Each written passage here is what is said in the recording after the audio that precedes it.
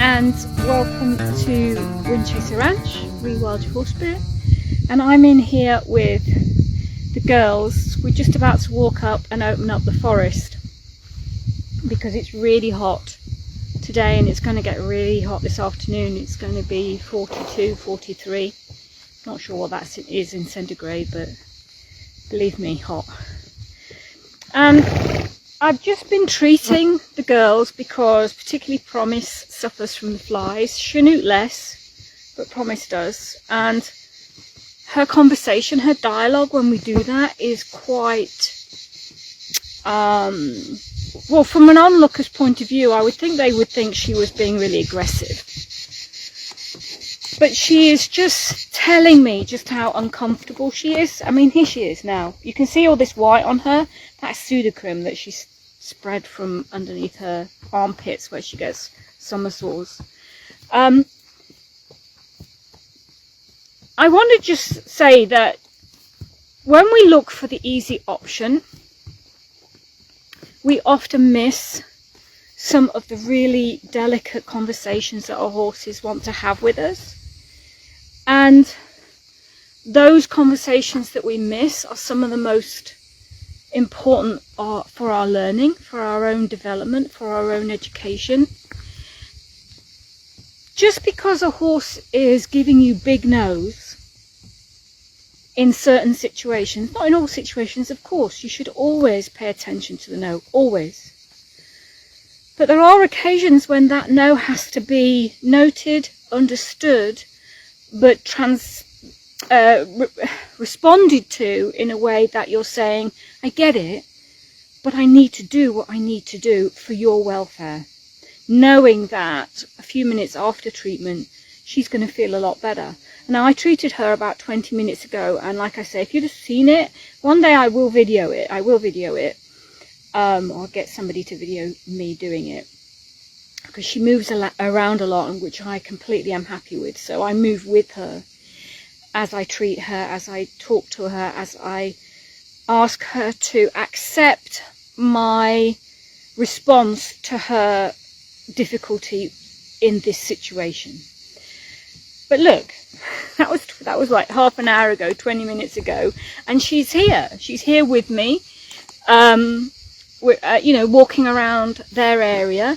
She hasn't taken offence. She's now realising, I think, just how comfortable she is now she's been treated. She's had her mask changed and her face washed with chamomile.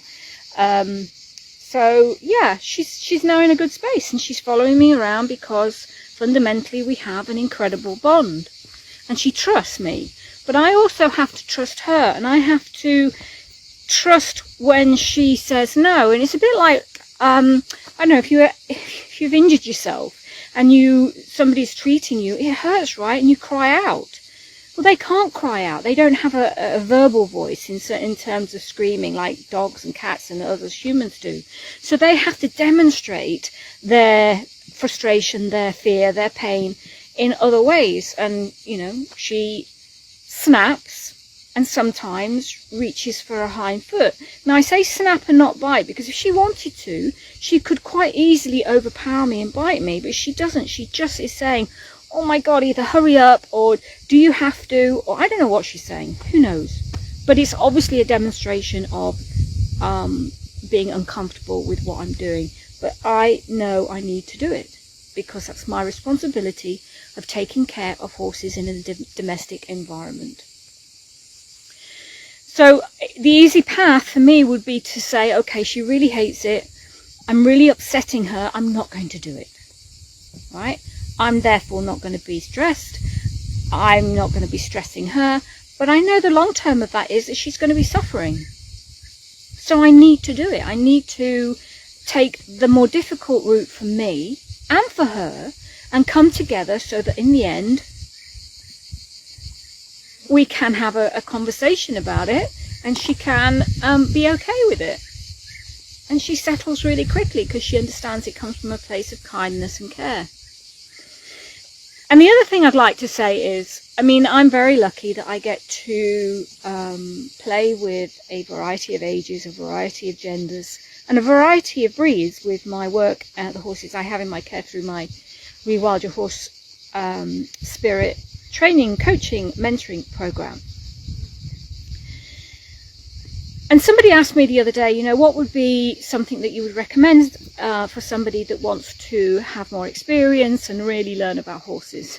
And I said, go play with a mare. Spend some time with mares.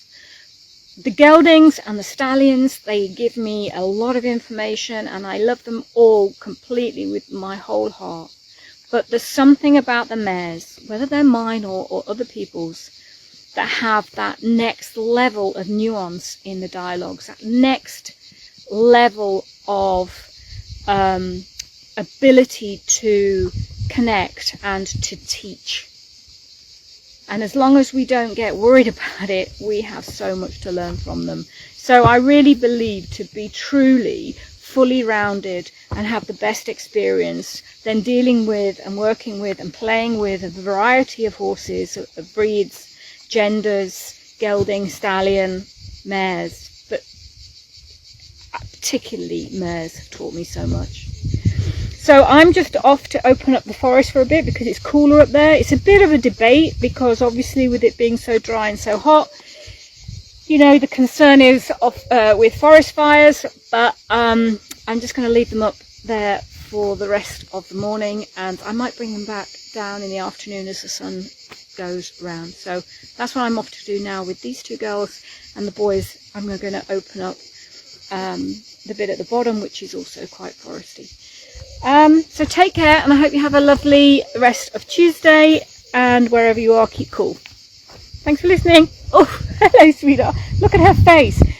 By the way, she's not entering any parade, and that is pseudocarem, and it's not quite as bad as the cream is suggesting. It's just that when I get it close up and on, I might as well get it on, if you know what I mean. Hey sweetheart.